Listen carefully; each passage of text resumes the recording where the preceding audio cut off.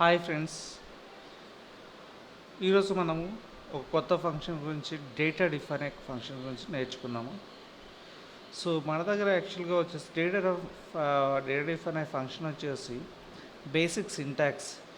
So syntax వచ్చేసి data diff of start under score date, end under score date and comparison unit.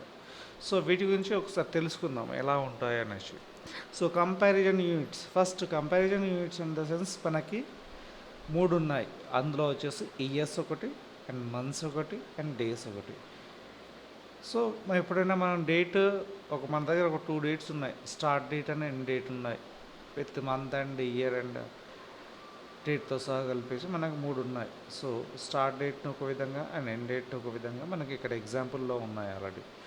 So start and end date మధ్యలో differences నేను చూపించాను ఇక్కడ. యాక్చువల్గా start date end date మధ్యలో మనకి difference వచ్చేసి ఇన్ డేస్లో వచ్చేసి 11th 5th 1984 and 21/6/2024. In between the days వచ్చేసి మనకి 14,651 డేస్ అనేది మనకి ఇక్కడ స్టార్టింగ్లో చూసాం మనము. అలాగే మంత్స్లో వచ్చేసి 481 మంత్స్ అండ్ ఏజ్ వచ్చేసి 40 years.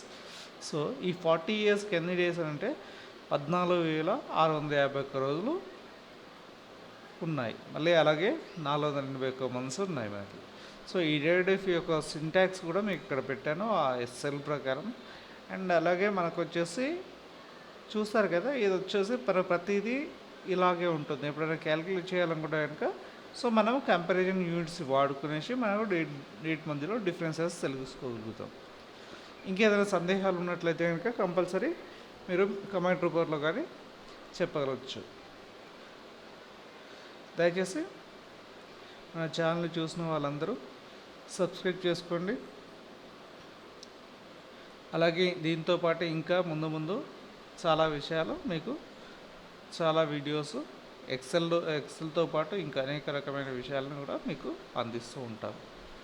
Please subscribe, like, share and comment.